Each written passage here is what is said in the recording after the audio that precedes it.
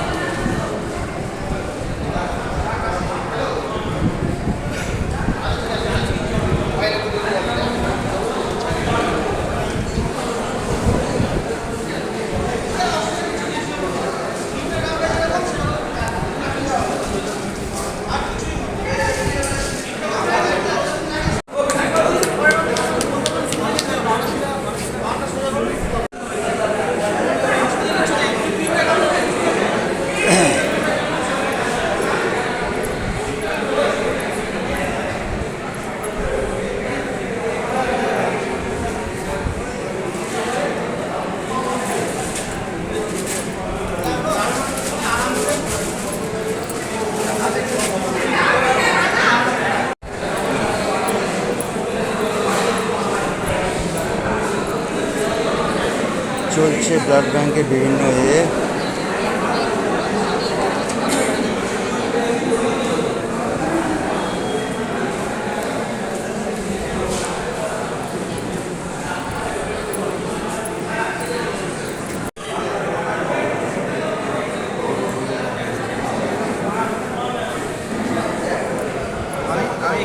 একটু পরে কথা বলছি।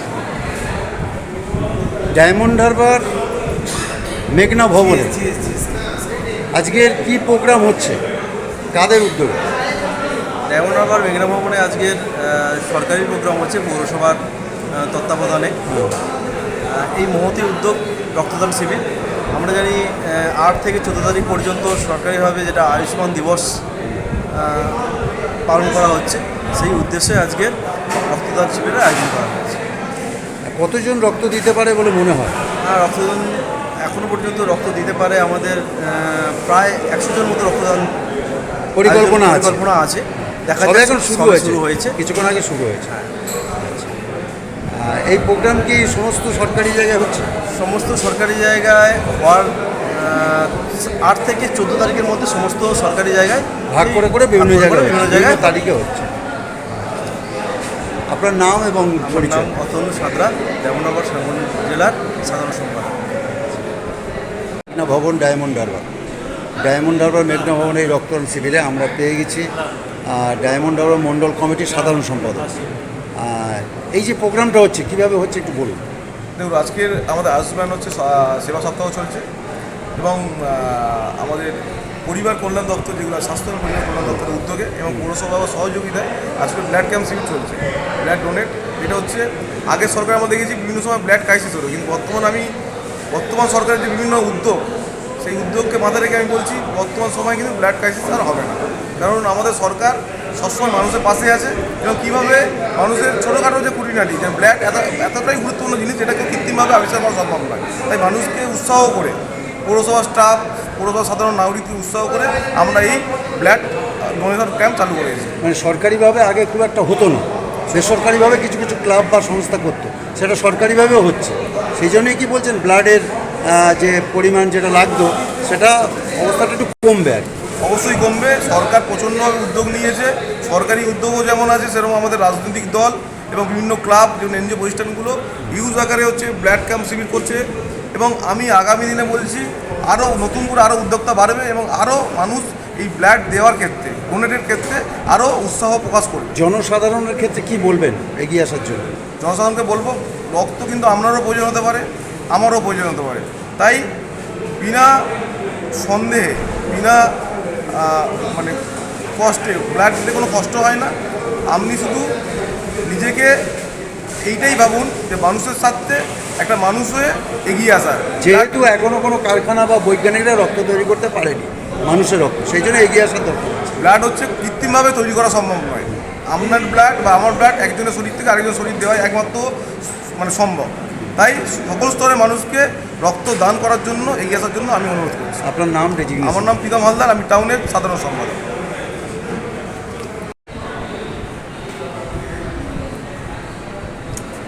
ডায়মন্ড হারবার মেঘনা ভবন ডায়মন্ড হারবার পৌরসভার মেঘনা ভবনে আজকে কারা উদ্যোগ নিয়ে রক্তদান করছেন এবং এটা একটু একটা বলুন। এটা একটা সরকারি উদ্যোগ। আচ্ছা। আপনারা দেখতে পাচ্ছেন এই যে আয়ুষ্মান সপ্তাহ বলে একটি 8 থেকে 14 অগস্ট 8 থেকে 16 না 14 করেছে, যাই হোক। আমাদের 16 পর্যন্ত আমরা করব।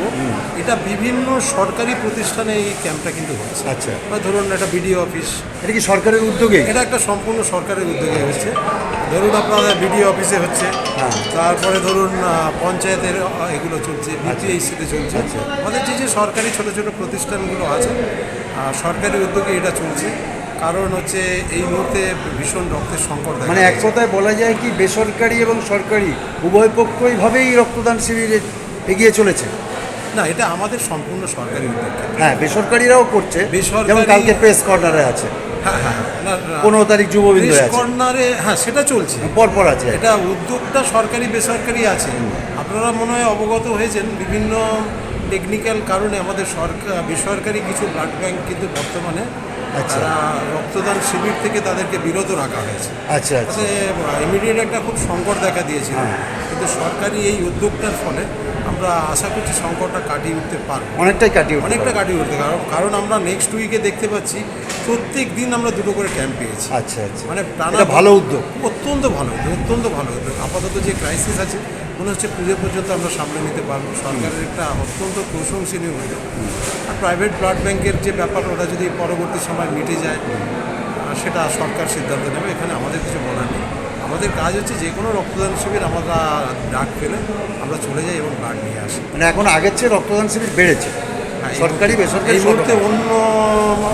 অন্যান্য বছর মাসের তুলনায় বেড়েছে এবং আমরা মানুষকে খুশি করতে পারছি। এই যে গরমের সময় বা বর্ষার সময় রক্তদান শিবির বাড়ার জন্য কি সরকারের বা আপনাদের উপকার কিছু আসছে ব্লাড আসলে ব্যাংকের? আমার ব্লাড ব্যাংকে থাকতে গিয়ে আমার যেটা মনে হয়েছে, গরম একটা কারণ, কিন্তু আপনারা খুব ভালো করে খেয়াল করে দেখুন, ওই সময় মাধ্যমিক পরীক্ষা, হ্যাঁ। উচ্চ মাধ্যমিক পরীক্ষা, মাধ্যমিক পরীক্ষা। এবং কোনো সময় আমরা অনেক দেখছি কিছু পার্বণ ভোট আছে। পড়ে যাচ্ছে, হ্যাঁ। এবং তার সঙ্গে রোজাও পড়ে অনেক রোজাও সময়। পড়ে। এই রথের প্রোগ্রাম এই কারণে কিন্তু হয়, শুধু যে গরমের জন্য মানুষ রক্ত দিচ্ছে না এটা নয়। আর আমাদের এই দেশে পরিকাঠামোর একটা সমস্যা হচ্ছে কি, আমাদের এসি রুম নেই। আচ্ছা, আমরা যদি বড় বড় এসি রুম বা এই ধরনের যেটা আজকে পাওয়া গেছে। যেটা আজকে পাওয়া গেছে, এমন একটা প্রোটেক্টেড যদি রুম করতে পারি, তাহলে কিন্তু রক্তদান এতটা জটিল হবে না। মানুষ খুব আরামে আয়াসে এসে রক্তদান করতে পারবে। এই উদ্যোগটা সরকারি নেওয়া দরকার। সরকার আশা করছি নেবে এবং আমরা সংকটটা কাটিয়ে উঠতে পারবো। আপনার নাম আর রেজিগনেশন? আমার নাম অমিত কুমার নস্কর। আমি বর্তমানে diamond Harbour medical college blood সেন্টারের একজন টেকনিশিয়ান। আমি সিনিয়র টেকনিশিয়ান হিসেবে আপাতত দায়িত্ব পালন করছি। আমাদের খুব স্টাফ একটু কম আছে, আশা করছি একটু স্টাফ পাম্প এসে গেলে আমরা আরও ব্লাড ক্যাম্প করতে পারব। ঠিক আছে, ধন্যবাদ।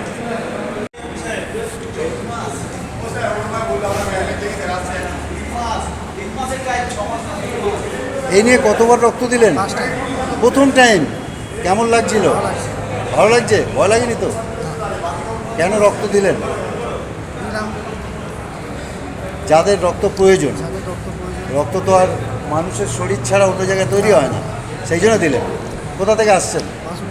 বাসুরলাগা থেকে। নাম কি জোরে বলুন? নাম লালটু পাইক।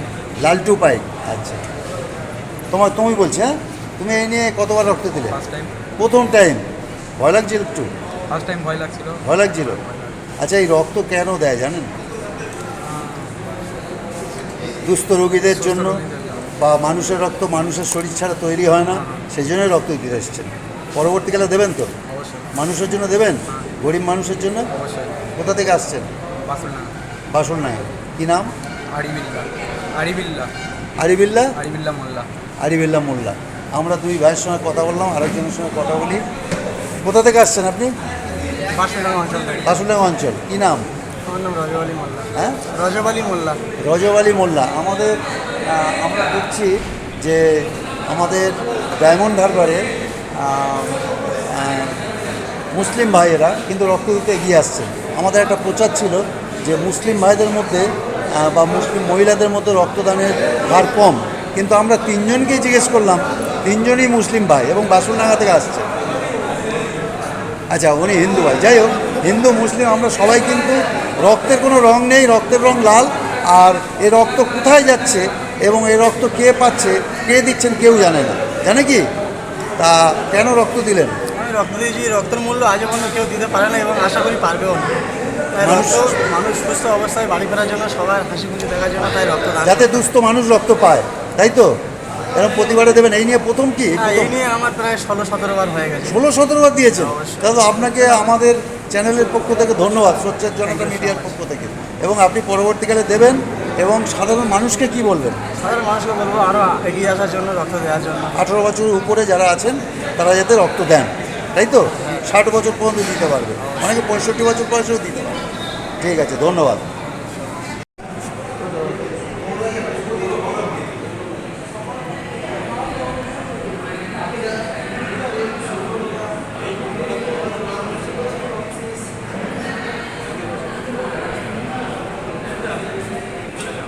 চলো, আমি যাবো।